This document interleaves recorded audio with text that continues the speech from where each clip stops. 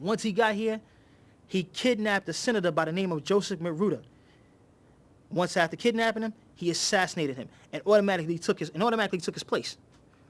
Now, once in the government infrastructure, he turned around and became a menace, right? Everything was in a tailspin, and then in a farce, he began to accuse all types of government officials and military officials of committing acts of communism. So now with the government, in a tailspin, Steve Rogers, or should I say the insane Steve Rogers, he gets up and he becomes Captain America once again. And he finds his calling within this. But at the same time, he takes pretty much a young student on his wing by the name of Jack Monroe.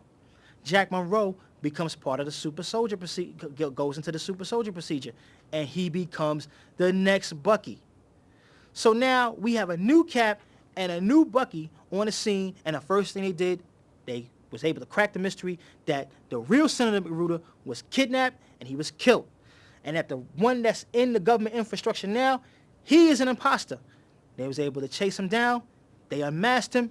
They found out, hey, listen, the Red Skull, he's back in the loop again. But before they could turn around and take him into custody, he slips out of the picture.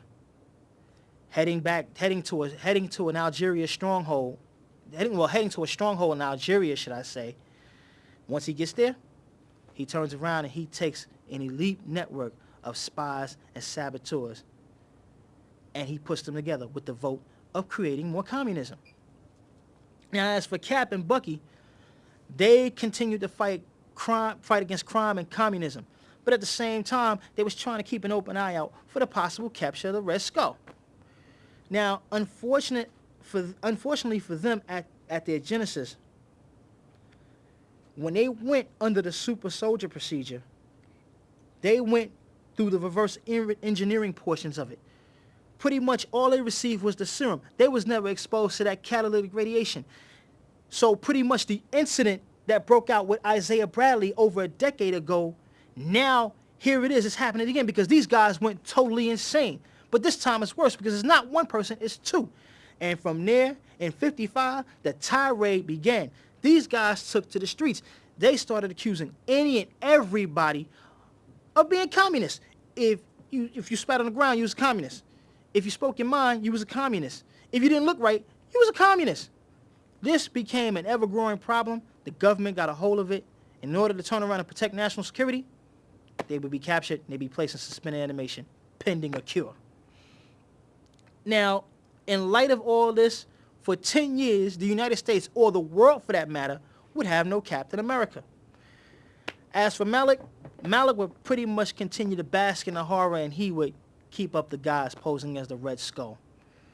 Now, in one such incident, Malik would receive a tip about 2 U.S. deep cover spies operating abroad.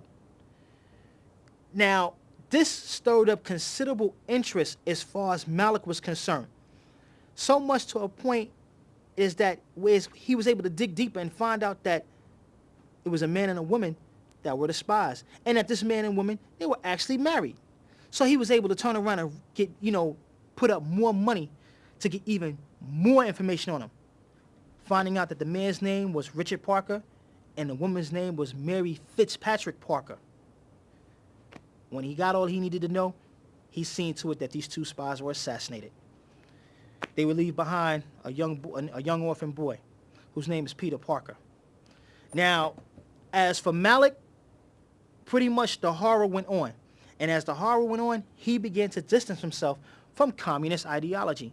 But the Soviets, also getting really weary and tired of Malik, also began to distance themselves from him. He became a hard liability. And he also became labeled as an international terrorist and criminal. Now, in '64, the submariner, well, I mentioned him earlier, his Prince Namor, he discovered an Arctic tribe worshiping a human body frozen in a huge block of ice. This enraged Namor because he seen this as an act of paganism. So he would interrupt those tribal proceedings, take this huge block of ice with this human body in it, lift it over his head, and toss it into the water. where it flows south.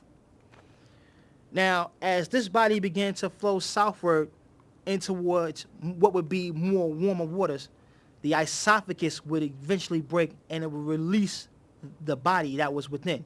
And that body was that of the original Captain America, Steve Rogers. He was still in that Captain America outfit, and he was still carrying that vibranium alloy shield. Now, let's just click back about 20 years. Remember I told you about the plane explosion? You know, Bucky dying and everything like that, Cap surviving, but he disappeared into the North Sea? Well, Cap was able to survive due to the super soldier serum that was in his body. Apparently, this was able to coat him and protect him. But what knocked him into that sleep was the shock from the explosion and the cold waters that he landed into. Cap's body went into a stage of what is called HSA, hyperthermic suspended animation. He remained in hibernation for pretty much 20 years. Now, clicking up 20 years to where we're at now in 64, Cap's body was found floating in the North Sea by a group of superheroes called the Avengers, which consisted of Iron Man, the Thor, Giant Man, and the Wasp.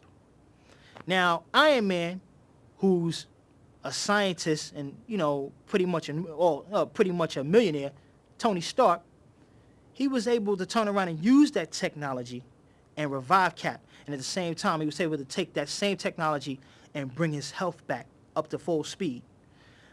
Once Rogers got his full health back, he automatically resumed his role as Captain America and became a core member of the Avengers.